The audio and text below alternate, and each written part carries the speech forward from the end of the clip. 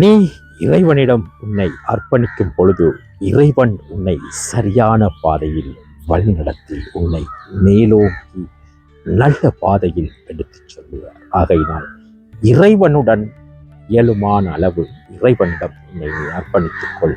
இறைவன் அதற்கான சரியான பாதைகள், உன்னை எப்படி முன்னோக்கி செல்வது, எப்படி உனக்கு வழிகாட்டியாக இருப்பது என்று உன்னுடைய அனைத்து உன் நட்பண்பு, உன் செயற்பாடு, உன் நேர்மை, வேலை, கடமைகள், உண்மை போன்றவை அனைத்துமே இறைவன் உன்னை சரியான முறையில் இந்த விடயங்களில் உன்னை பாதுகாத்து உன்னை சரி பாதையிலே முன்னகர்த்து செல்லுவார். ஆகையினால் இறை வழிபாடு, இறை பக்தி என்பது மிகவும் ஒரு முக்கியமான விடயம். இதில் நாங்கள் எம்மை முழுமையாக அர்ப்பணிப்போமாக இருந்தால் எந்தவித பயமின்றி வாழ்க்கையில் எம்மை சுற்றி இருப்பவர்களால் கூட எந்த சந்தர்ப்பத்திலும் எமக்கு தீங்கு விளைவிக்க முடியாது.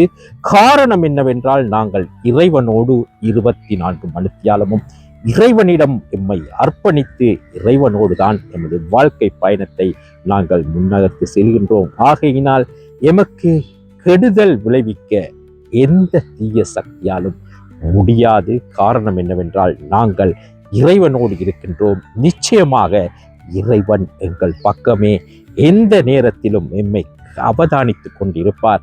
எமக்கு கஷ்டங்கள் துன்பங்கள் வரும் பொழுது அந்த இறைவன் எம்முடன் இணைந்து எம்மை முழுமையாக பாதுகாத்து எமது வாழ்க்கை பயணத்தை சீராக எடுத்துச் செல்வார்.